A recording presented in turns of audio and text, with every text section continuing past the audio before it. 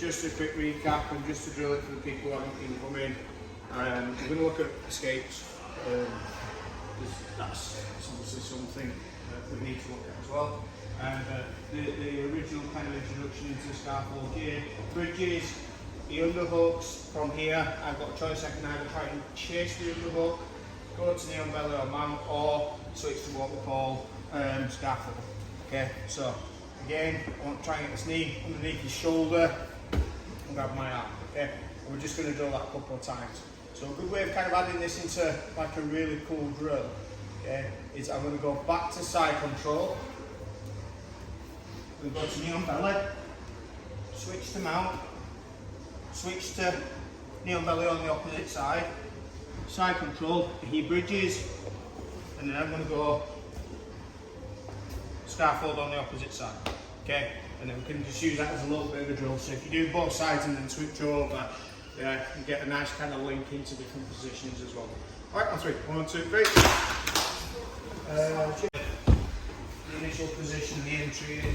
So it's really important that I keep both shoulder blades on the mat. So if Jay's on this side, okay, if I'm able to get my elbow down and towards my rib cage, it's quite difficult for Jason to get that leg underneath. Okay, and that helps prevent the Scaf Hold straight away.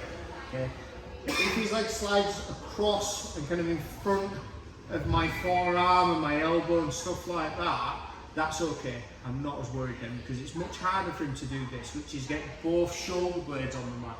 When both shoulder blades are on the mat, it's a lot easier for Jason to control me, but it's even easier for him to do things like the soul steel, where we can distribute, you know, a lot of weight over a small surface area and create a lot of pressure.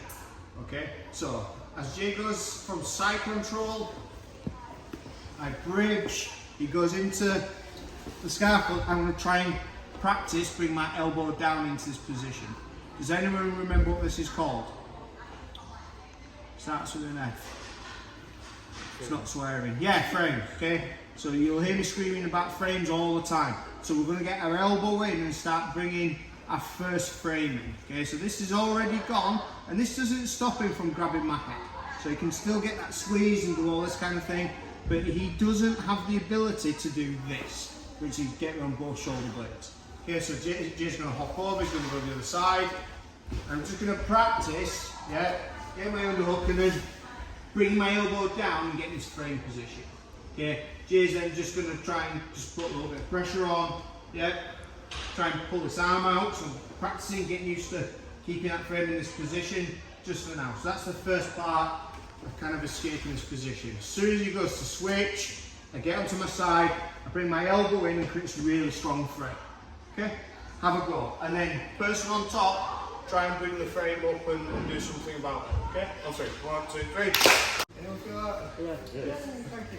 Okay, cool. Okay, so that's my default. So at any point I think someone's going to go into a Scaf Hold, the first line of defence is to bring this elbow in nice and tight. Okay, so if we get that as a bit of a reaction, that's really going to help us prevent the person from getting a sort of steal position and also good Scaf Hold. Alright, it's not always easy to get out though, so let's look at how we kind of get out of the position. Probably this way is probably best. So I underhook, Jay tries to come in, I drop this elbow down towards the mat.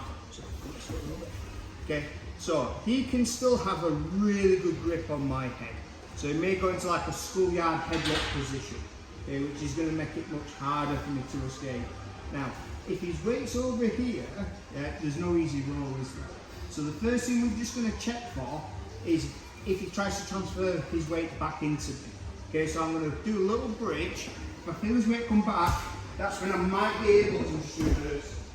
The reason why that's working is because this elbow is going underneath his hip and I'm kind of using it to tilt his hip in the air. Now, there is a point where if you're so small and they're so big, it's going to be really difficult to get it because physically lifting the weight might be difficult, but as long as I keep my elbow nice and tight, yeah, and I use this kind of rock, a little bridge, it should be possible in most scenarios. Okay, so again, he comes in,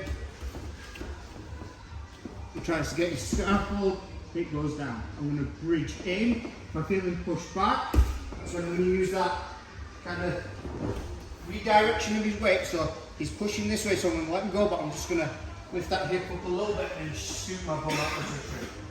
Does that make sense? No. Let's have a go. On three. 1, 2, 3. Everyone seems to get that roll, slight adjustment on a few people, but as soon as we kind of get that on our side and using that elbow to kind of create that leverage, everyone seems pretty okay with that. That obviously relies on the person's weight coming back into it. So we use a little bit of psychology of pushing away, so then their natural response is to push back to prevent the movement. You know, a lot of times when it works, it feels really good, but that does rely on someone doing a thing. Now, we might have a slight issue where the person doesn't respond, so he gets into his Scaf Hold position. I'm still able to get this elbow down on the mat, but I drive in and nothing happens, so Jay's keeping his weight down. Okay, so this is where we now need to start trying to escape ourselves without using a rope. Okay, so this hand, okay, is going to be kind of floating around here a little bit. I'm going to focus getting onto my side. So Jay lifts up, okay, so you can see that I'm on my side. At the moment, a few of us are kind of still creeping this position and just looking, okay, it's not going to work as well, alright, so from here, bring that elbow in, okay, this hand's just round in this position. I use this with a little bit of a shuck sometimes. It's going to get a nice tight grip on my head, okay, and from this position I'm going to triangle flat onto my stomach and then onto my knees, okay, and then this is where we start looking to escape out. This is where you do develop a little bit of collier, so it depends on how tight the person's holding on, and it's obviously not as easy as what I've just done there, but you fight to get out of that position by going into knees. So without getting like this, elbow in, yeah, I'm going to go towards my belly and then get onto my hands and knees and use this to kind of start creeping out. Now Marie's really good at this. If anyone tries to get Marie into a kizzy position, you'll see her using that little creeping position out. So start with a little bit of pressure, then a little bit more, and then giving it a good squeeze so that they have to really start working, you know, to get their head out, okay?